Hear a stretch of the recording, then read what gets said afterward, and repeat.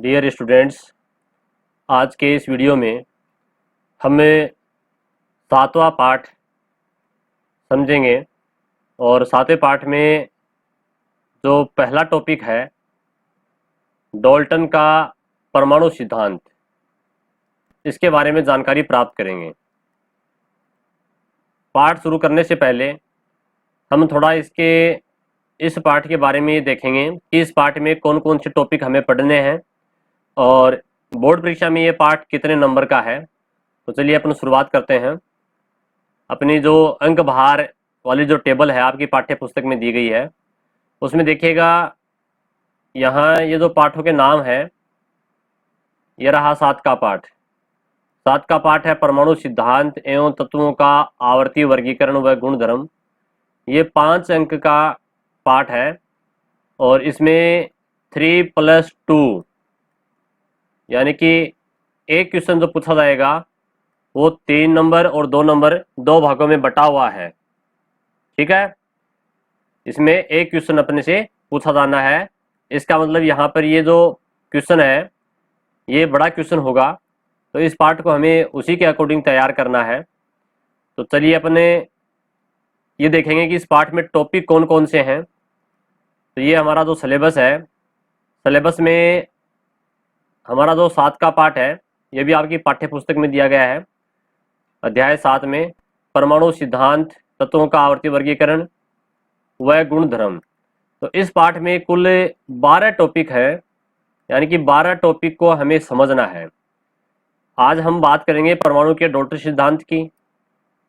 12 टॉपिकों के लिए अपन अलग अलग वीडियो डालेंगे इनमें। फिर अपन बात करेंगे थॉमसन का परमाणु मॉडल। थॉमसन एक वैज्ञानिक हुए हैं, डाल्टन भी वैज्ञानिक हुए हैं, उन्होंने परमाणु के बारे में बताया था। ठीक है, कि परमाणु क्या होता है उसके बारे में जानकारी प्रदान की थी। रदरफोर्ड का स्वर्ण पत्र प्रयोग, रदरफोर्ड भी वैज्ञानिक है, इन्होंने भी एक प्रयोग किया स्वर्ण पत्र प्रयोग, वो समझेंगे अपन।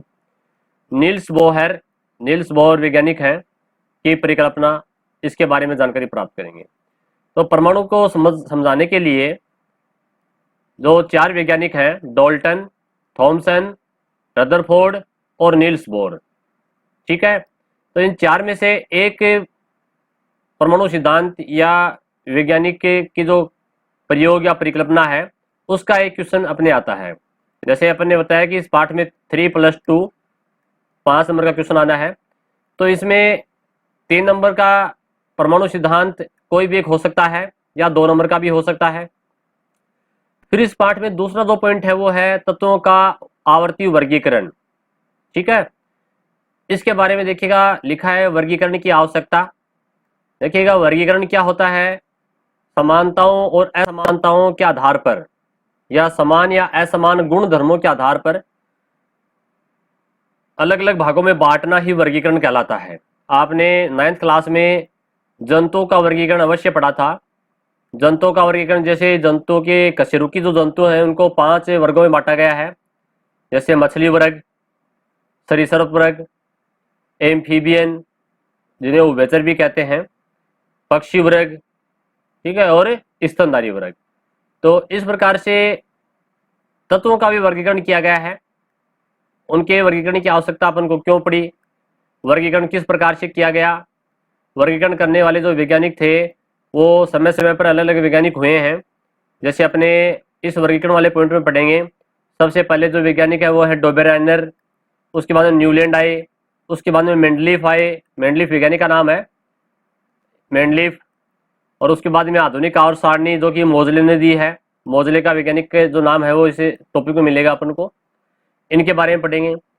गुणों में आवर्तिता, यानी कि जो इनके पदार्थों के जो गुण हैं उनके क्या क्या विशेषताएं होती हैं। संयोजकता के बारे में पढ़ेंगे, परमाणु का आकार कैसा होता है इसकी जानकारी प्राप्त करेंगे। और धात्विक व अधात्विक गुण आवर्त सारणी के अंदर जो एक सारणी बनी हुई है, ठीक है, इसे अपना आवर्त सारणी कहते हैं, तत्वों के लिए जो सारणी बनाई गई है, आवर्त सारणी के अंदर धातु और अधातुओं के क्या क्या गुण धर्म होते हैं उसके बारे में समझेंगे। तो यहाँ ये 12 जो कुल पॉइंट है, इन 12 पॉइंट्स को 12 भागों में बांटा गया है और अपन जो पाठ्य पुस्तक है उसमें इनको समझेंगे। तो चलिए अपन देखते हैं। सबसे पहले परमाणु सिद्धांत जो दिए गए हैं उसमें पहला जो परमाणु सिद्धांत है वो है डोल्टन का परमाणु सिद्धांत। वैसे तो डोल्टन को सबसे पहले परमाणु सिद्धांत देने वाले वैज्ञानिक कहा जाता है, परंतु डोल्टन से पहले भी कुछ वैज्ञानिक हुए हैं जिन्होंने परमाणुओं के बारे में या परमाणु के सिद्धांत दिए हैं कि परमाणु क्या है। तो देखिएगा, शुरू से अपन पढ़ते हैं इसको, जो इंपॉर्टेंट बात होगी मैं आपको बता दूंगा, उसको अंडरलाइन कर लीजिएगा। पदार्थ के बारे में जानने के लिए मनुष्य बहुत ही प्राचीन काल से प्रयास करता आ रहा है। पदार्थ के सूक्ष्म स्वरूप के बारे में प्राचीन भारतीय और यूनानी दार्शनिक बहुत पहले ही जानकारी एकत्रित कर रहे थे। प्राचीन भारतीय दार्शनिक महर्षि कणाद, ये इंपॉर्टेंट है, इसको अंडरलाइन कर लीजिएगा। यानी कि अपने दार्शनिक हैं भारत के, अपने महर्षि कणाद हैं। इन कणाद ने बताया कि पदार्थ जो है, जितने पदार्थ हैं, चाहे वो लोहा हो, प्लास्टिक हो, लकड़ी हो, जितने पदार्थ हैं को छोटे छोटे टुकड़ों में लगातार विभाजित करने पर अंत में सूक्ष्मतम कण परमाणु प्राप्त होगा। जैसे मान लीजिए अपने पास लोहे का कोई टुकड़ा है, ठीक है, अपन इसे टुकड़े कर दिए छोटे छोटे, तो ये छोटे टुकड़ों में बट जाएगा, और फिर आगे और छोटे टुकड़े करेंगे तो और छोटे छोटे टुकड़े बन जाएंगे। अंत में सबसे छोटा जो टुकड़ा होगा, सबसे छोटा जो कण होगा, उसे ही परमाणु कहा गया। कहने का मतलब किसी पदार्थ के छोटे छोटे लगातार टुकड़े करते जाए तो अंत में जो हमें सबसे छोटा, सूक्ष्मतम का मतलब है सबसे छोटा जो कण प्राप्त होगा वो परमाणु कहलाएगा।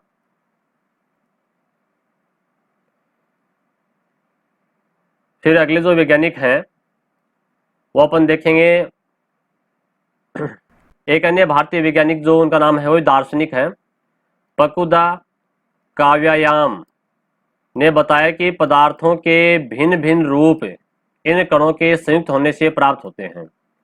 ठीक है, तो आप तो इसमें याद रखिएगा, एक तो कणाद के बारे में, ठीक है, ये इंपॉर्टेंट है। उसके बाद में आगे जो महत्वपूर्ण है वो दो वैज्ञानिकों के नाम है, वो जो कि ग्रीक दार्शनिक हैं, डेमोक्रिटस और ल्यूसिपस। इन दोनों वैज्ञानिकों ने इन सूक्ष्मतम अविभाज्य यानी कि विभाजित नहीं होने वाले, अविर्भाज्य का मतलब क्या होता है, जिनको और आगे विभाजित नहीं कर सकते और आगे उनके टुकड़े अपन नहीं कर सकते, कणों को एटम्स कहा। इन्होंने इनको एटम नाम दिया, जो कि एक अंग्रेजी का शब्द है। यह ग्रीक भाषा के शब्द एटोमिया से लिया गया है।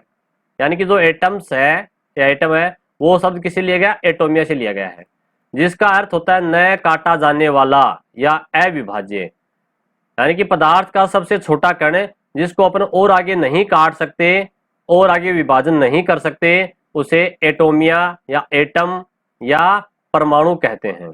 ठीक है, परमाणु के बारे में ये सभी विचार केवल दार्शनिक मत थे। उसके बाद में जो वैज्ञानिक आए हैं उनमें सबसे पहले जो वैज्ञानिक हैं वो है डोल्टन। देखिएगा, डोल्टन का आपको फोटो में चित्र यहाँ दिखाई दे रहा है। तो जो डोल्टन है, इन्होंने इनके बारे में जो क्वेश्चन बनता है 3 नंबर का या 2 नंबर का, क्योंकि अपन को पता है इस पार्ट में अपने 3+2 5 नंबर का क्वेश्चन आना है एक क्वेश्चन, तो ये 3 वाले में भी आ सकता है या 2 वाले से भी पूछा जा सकता है। तो डोल्टन ने जो परमाणु सिद्धांत दिया है या डोल्टन के जो सिद्धांत के जो बिंदु हैं वो हमें याद होने चाहिए। पहले इसके बारे में जो बेसिक जानकारी, सामान्य परिचय है वो है कि जॉन डोल्टन नाम के ब्रिटिश स्कूल अध्यापक ने, ये भी एक स्कूल में अध्यापक थे, परमाणु की व्याख्या करने के लिए एक सिद्धांत दिया। यह है परमाणु सिद्धांत रासायनिक संयोजन, द्रव्यमान संरक्षण व निश्चित अनुपात के नियमों पर आधारित के आधार पर दिया गया। यानी कि जो इन्होंने परमाणु सिद्धांत दिया वो किस आधार पर दिया, रासायनिक संयोजन कि परमाणु आपस में किस प्रकार से संयोजन करते हैं, परमाणु का द्रव्यमान का संरक्षण के बारे में, और निश्चित अनुपात के नियम। जैसे मान लीजिए कोई भी पदार्थ है वो एक निश्चित अनुपात में होता है, जैसे ग्लूकोज है तो C6H12 है O6, ठीक है, उसमें कार्बन, हाइड्रोजन और ऑक्सीजन 1:2:1 में है। तो इस प्रकार से यहाँ पर ये इसका निश्चित अनुपात है। चलिए फिर अपन इसके जो सिद्धांत के बारे में जो मेन जो पॉइंट हैं उनको देखते हैं।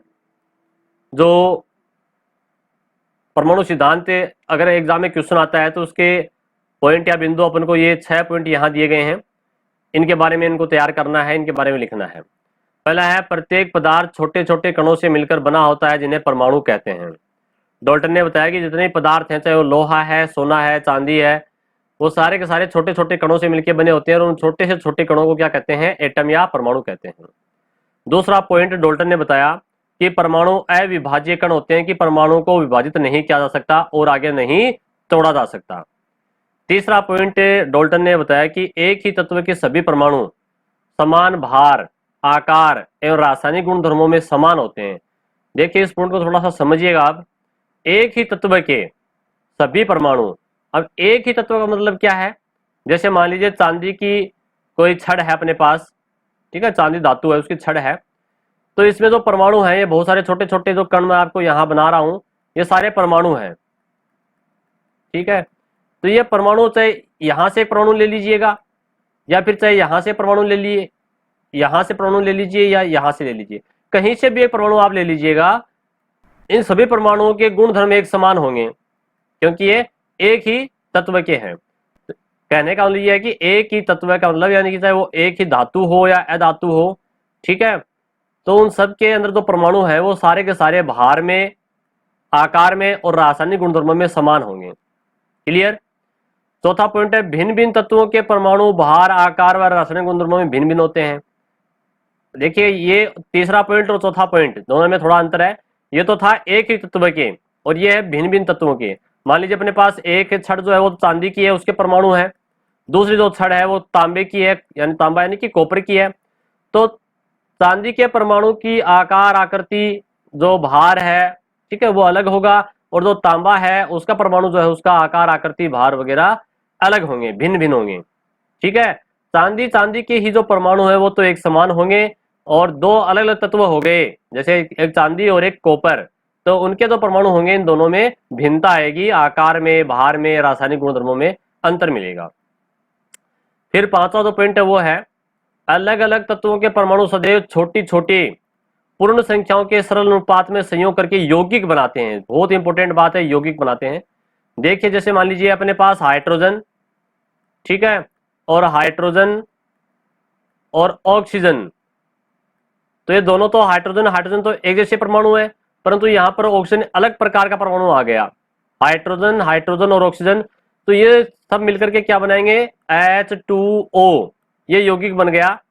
तो इसे अपन क्या कहेंगे? H2O का जो यौगिक है ये परमाणु से मिलकर बना है, हाइड्रोजन के 2 परमाणु और ऑक्सीजन का 1 परमाणु, ये एक निश्चित अनुपात में होते हैं, जैसे ये जल बन गया, ठीक है। H2O क्या है?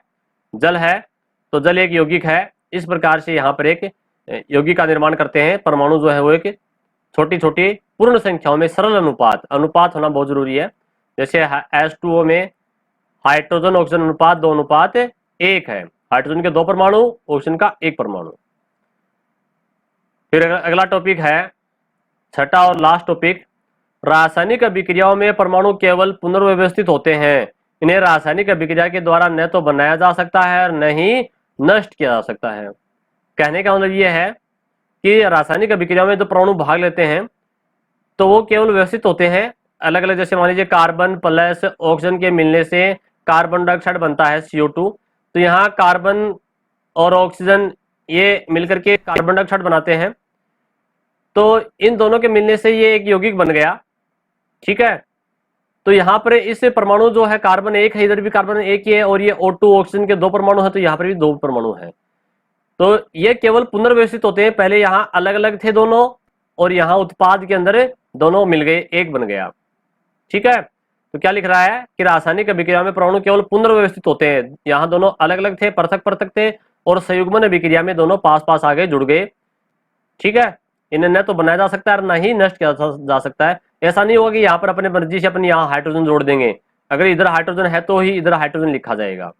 तो इस प्रकार से परमाणु, डाल्टन का जो परमाणु मॉडल है उसमें 6 पॉइंट है, और एग्जाम के अंदर हमें अगर 3 नंबर का क्वेश्चन आता है तो हमें इन 6 पॉइंट को 6 के बारे में लिखना है। अब इसके बारे में आगे बताया जा रहा है कि डाल्टन का परमाणु सिद्धांत बहुत सारे तथ्यों की व्याख्या नहीं कर पाया, यानी कि कुछ कमियां रह गई थी। तो इन कमियों को सुधारने के लिए जो आगे जो वैज्ञानिक आएंगे, जैसे थॉमसन का परमाणु मॉडल आएगा, ठीक है, आगे भी और मॉडल अपन पढ़ेंगे, 4 मॉडल जो अपने सिलेबस में है, वो अपने थॉमसन का जो परमाणु मॉडल है वो अपने अगले जो नेक्स्ट वीडियो है उसके अंदर इसको समझेंगे। धन्यवाद।